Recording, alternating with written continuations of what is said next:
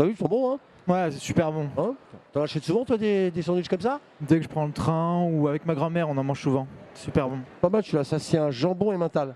Mm. Agréable, hein? Super bon. Ah non, on revient tout de suite, là, mais on est en train déjà de manger un petit peu. Tu savais que ça, c'est la marque Dona. Tu connaissais Dona? Ouais, ça fait un petit moment que j'en mange. En fait, Dona, il faut travailler plus de 6000 éleveurs. 75% de la matière, elle est française. C'est vraiment du soutien à l'agriculture française. Le porc, par exemple, là, le jambon, tu sais qu'il est français. Ok. Ils font du poulet français aussi. Ok. Le pain est français. Pas tout, le beurre, je crois pas en l'occurrence, mais quasiment tout. Et donc là, du coup, on a invité le directeur général, il est juste là, Frédéric Coriol, et puis on va discuter de Dona. Tu vas voir une entreprise étonnante. Ils font plus de 200 millions de sandwichs et de salades par an. Un acteur important. Déjà que j'en achète beaucoup, moi. Ouais. Allez, c'est parti pour Au nom de la Terre. Merci de nous retrouver. Et on va évidemment débriefer tout de suite avec le patron de Dona pour parler de cette incroyable entreprise qui pèse quand même plus de 20% du marché du snacking aujourd'hui en France et qui, surtout depuis très longtemps, contrairement à ses concurrents, a décidé de soutenir la filière agricole. Je parle un peu la bouche pleine, vous ne m'en demandez pas. C'est parti, c'est maintenant.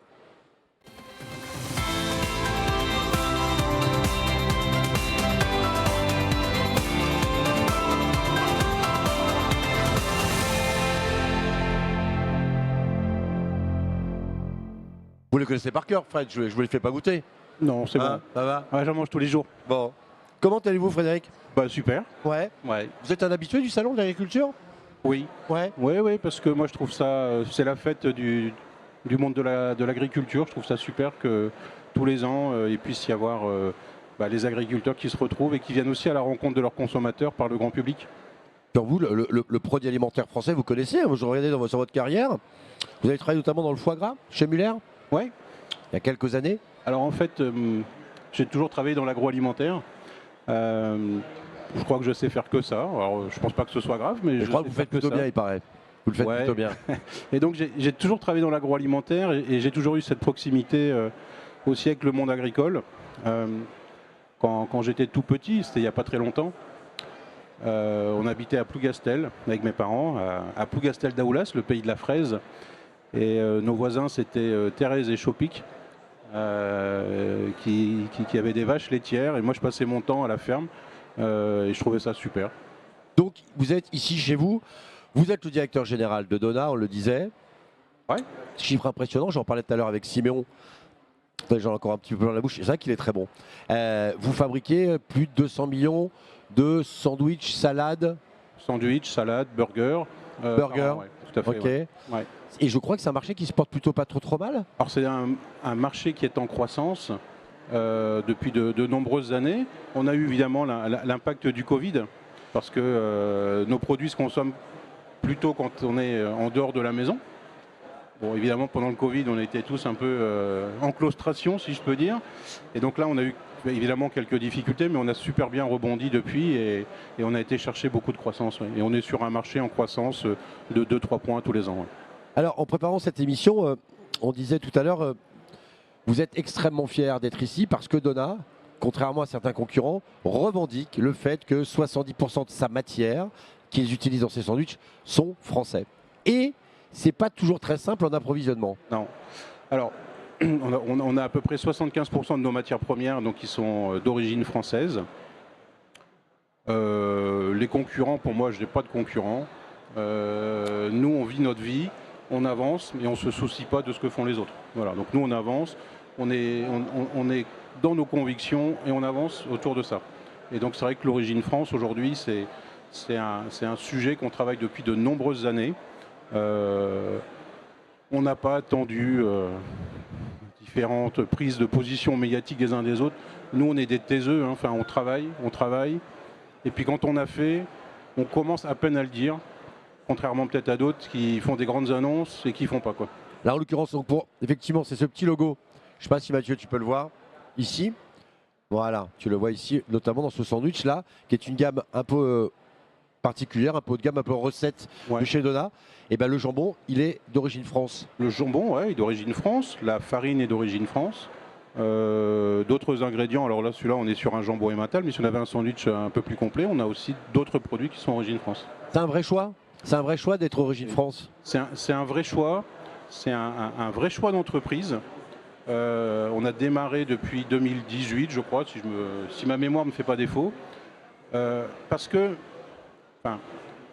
ça donne aussi de la fierté à nos collaborateurs. On a une usine notamment à côté de Guingamp. Se dire que le jambon vient de peut-être chez son voisin, la personne qui travaille dans l'usine, le jambon peut venir de son producteur qui est à côté, son poulet qui vient d'à côté. Et donc nos collaborateurs sont extrêmement fiers de travailler des matières premières françaises. Alors, Donat, c'est un peu l'inventeur, le créateur du sandwich triangle. Peut-être, Mathieu, on peut revoir la frise. Et ça a commencé en 1966. Alors, j'ai vu que Jean-Claude Donat était coureur cycliste. Alors, Jean-Claude Donat, à l'origine, était coureur cycliste. Okay. Et en fait, l'histoire de Donat, ça part. Jean-Claude Donat va faire des courses. Le dimanche soir, il rentre après ses courses et il se dit ah bah j'ai faim. Il s'arrête dans des stations-service et il trouve rien à manger. Et donc lui vient l'idée de se dire ah bah tiens, pourquoi je n'alimenterais pas les stations-service en produits de snacking. Alors à l'époque, on ne disait pas forcément de produits snacking, mais en produits faciles à manger. Comme ça, quand je rentrerai de mes courses, j'aurai à manger. Et l'histoire, elle commence comme ça. C'est un peu le Bill Gates du sandwich. Il a démarré dans son garage. Génial, génial. Il a acheté des meubles frigo qu'il a mis à disposition dans les stations-service et il a livré les premières stations-service. Primo premier, c'est Donat les premiers. Yes. Comprenne qui voudra. Ensuite, le sandwich triangle viendra un petit peu plus tard parce que j'imagine qu'au début, c'était pas comme ça les sandwichs en 66. Non. C'était des baguettes découpées. Alors, au début, il y avait soit des baguettes découpées, il y avait aussi des quiches. Enfin, il y avait tout un tas d'articles. Et puis après, l'entreprise s'est développée et quelque part a commercialisé les premiers sandwichs triangle en France et surtout dans les stations-service évidemment et en grande distribution.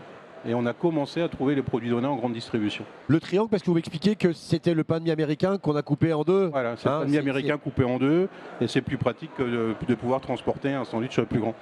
Après l'aventure, on va élargir la gamme. Ensuite, il y a du wrap, et il y a ensuite du burger. Et puis ensuite, vous allez évidemment changer parfois des recettes. L'innovation chez Donat, c'est un défi permanent, non ?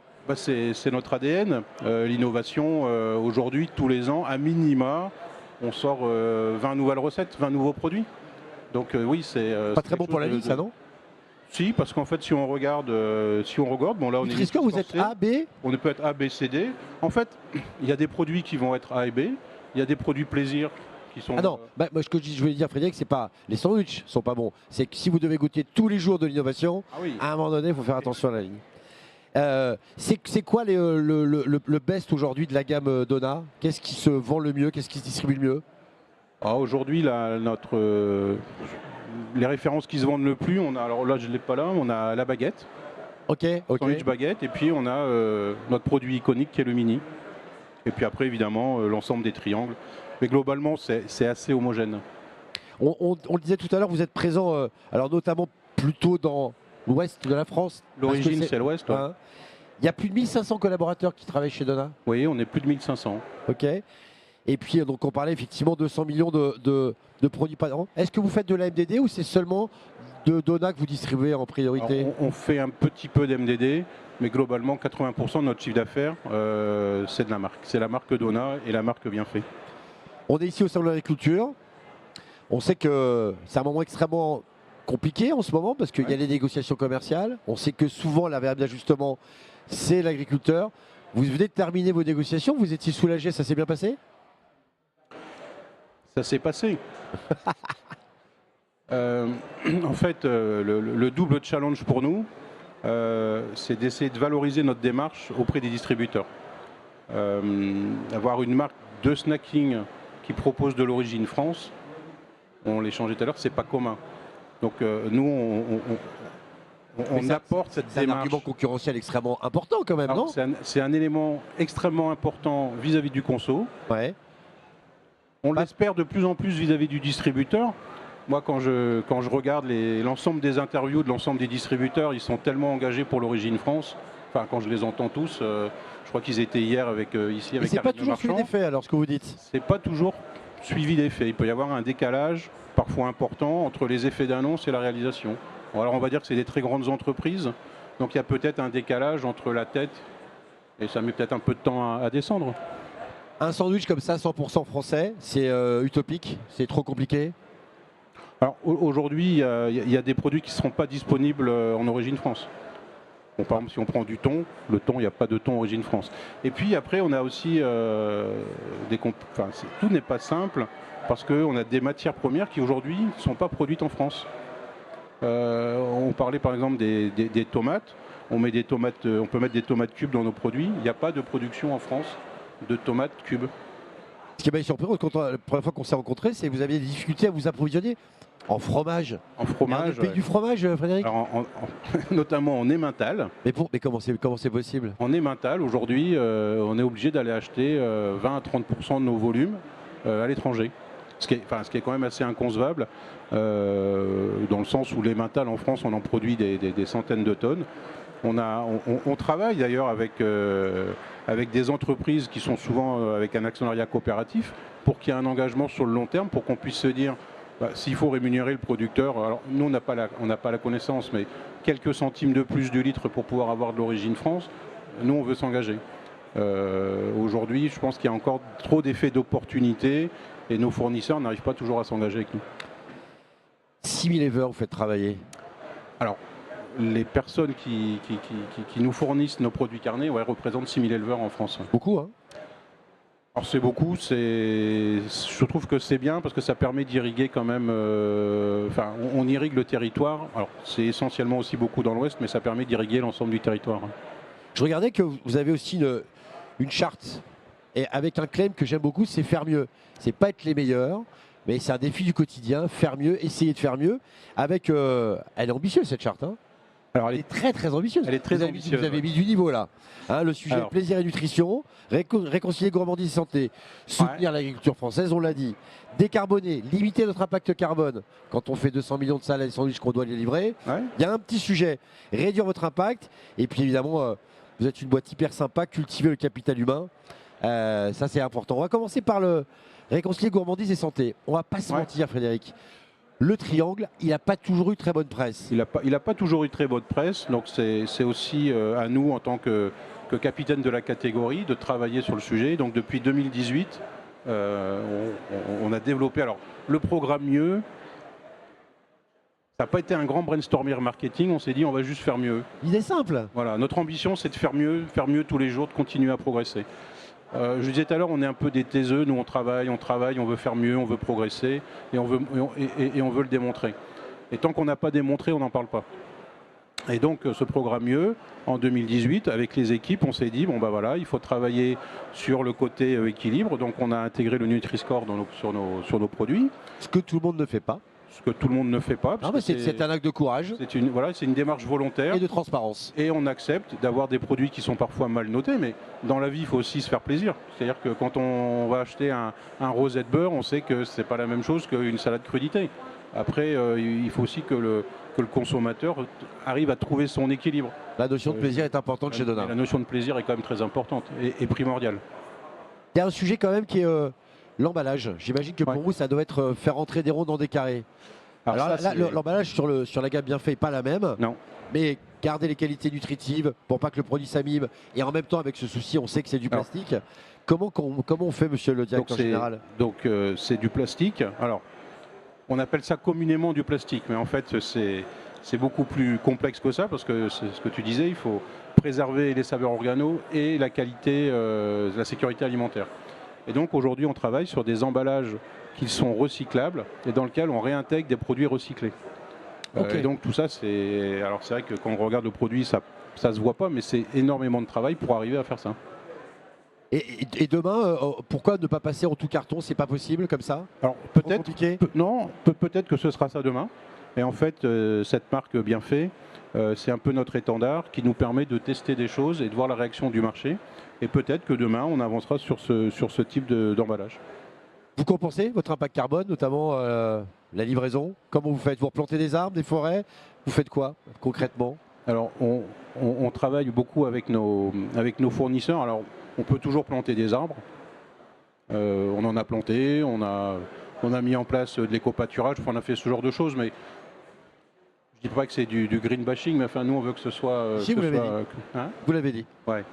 Non, mais ce qu'il faut, c'est que ce soit pertinent.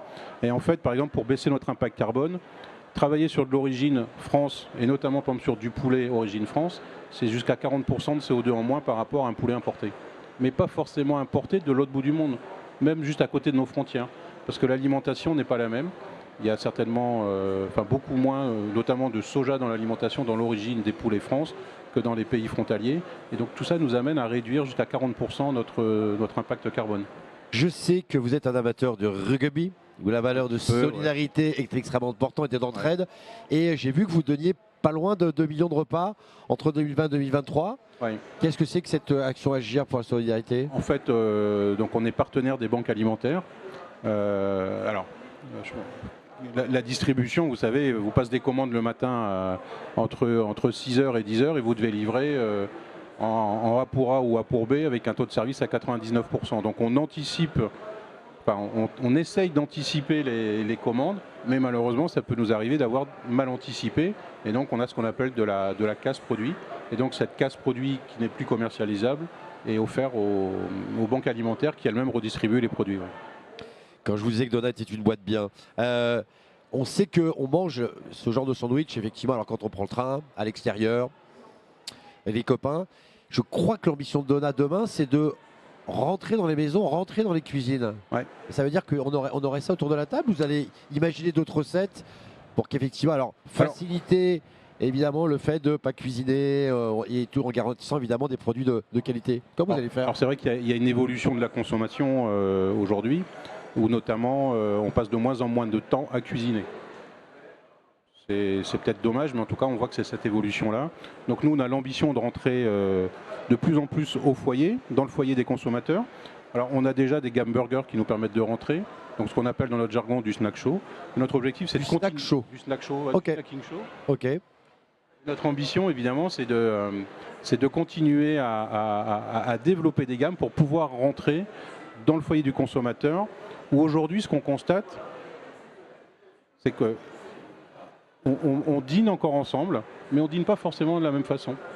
Parce qu'il peut y avoir des régimes alimentaires différents. Je vois bien de quoi vous parlez. Voilà. Une qui aime moins la viande, l'autre qui aime plus la viande, l'autre qui aime moins les légumes. Et donc notre objectif, c'est d'apporter à la carte des solutions repas. Donc c'est un gros travail sur lequel on est en train de... Aujourd'hui, alors on fait plus que réfléchir, parce que réfléchir c'est bien, mais on est en train d'agir et j'espère que ça va arriver bientôt. Ouais. Donc vous avez un bureau de R&D avec des chefs qui inventent, fabriquent des cuisines tous les jours, des repas. Ouais, on a une équipe R&D qui est assez conséquente, qui permet justement de... Alors, on en parlait tout à l'heure, d'améliorer les produits existants d'un point de vue nutritionnel et de travailler sur les futures recettes. Je sais que quand on s'était rencontrés, il y a un truc qui m'avait vraiment passionné, c'est l'approvisionnement, anticiper notamment les baisses et les hausses de température. Vous êtes un peu le Laurent Romeshko du snacking, à regarder de manière extrêmement fine, parce qu'évidemment quand il fait chaud il y a plus de salade, quand il va pleuvoir ainsi de suite. Là pas besoin de l'IA là. Là c'est de l'empirisme pur. Alors il y a un mélange des deux. Il y a le savoir-faire et l'expérience qui est vraiment indispensable, parce que ça a l'air simple mais c'est excessivement compliqué. Tout à l'heure j'étais sur notre stand avec des fournisseurs de volailles françaises, où on échangeait sur nos perspectives d'évolution à 2 ans. Parce qu'en fait, eux, ils se disent, ok, il faut que j'achète, pour avoir du poulet, il faut que j'achète le poussin, et ainsi de suite. Donc on est sur beaucoup d'anticipation. Et on commence un petit peu, du coup, dans nos prévisions, maintenant, à intégrer de l'IA. En fait, l'IA, on vient intégrer des modes de calcul, et là, on va commencer à travailler au travers de la météo, mais au travers de la météo dans chaque région. Puisqu'en fait, il peut faire excessivement beau en Bretagne, comme souvent, et comme quasiment toujours. Oui, bien sûr, tout le temps. Voilà, très mauvais dans le sud-est, par exemple. Et donc, du coup, la consommation, elle sera pas la même. Juste une question sur le poulet. On sait qu'il y a pénurie en Europe de poulet, que les prix ont monté, que vous avez des sandwichs au poulet. Comment vous allez faire, monsieur le directeur général, pour continuer à nous proposer un sandwich qui est évidemment accessible en termes de pouvoir d'achat, parce que c'est un item fort aussi, vous, hein, le pouvoir d'achat. Nos produits doivent rester accessibles, évidemment, puisqu'on s'adresse à une grande partie des consommateurs. Enfin, c'est un peu plus de 600 000 repas par jour qui sont délivrés. Et évidemment, l'accessibilité, donc le prix, est une notion excessivement importante. Le fait d'aller sur de l'origine France, aujourd'hui, ce sont des moyens que nous investissons sur l'origine France, qu'on ne mettrait peut-être pas ailleurs. Donc ça, c'est aussi un choix fort de l'entreprise, c'est de continuer à soutenir l'origine France, à soutenir les filières et pas faire des allers-retours, parce que faire des allers-retours, c'est pas soutenir une filière. Et donc, c'est de continuer. Et dans ce cadre-là, on fait des choix d'entreprise pour pouvoir continuer à avoir des produits accessibles. Frédéric, merci beaucoup. C'était passionnant. Qu'on se le dise, Donat fait des sandwichs avec du porc français, avec du poulet français, avec du blé français, et ainsi de suite, et ainsi de suite. Et donc, évidemment, à l'heure du choix, j'espère qu'ils s'en souviendront, nos consommateurs, hein, qui sont citoyens à 8 h et puis consommateurs à 9 h. Parfois, Ouais. les belles intentions s'évanouissent au moment où il faut sortir la carte bleue. Oui, mais c'est pour ça qu'il faut être constant, continuer, rabâcher pour avoir une préférence de marque et de travailler autour de l'origine France et que nos consommateurs continuent à aussi soutenir le monde agricole français. Et les distributeurs aussi, au moment des négociations, s'il vous plaît.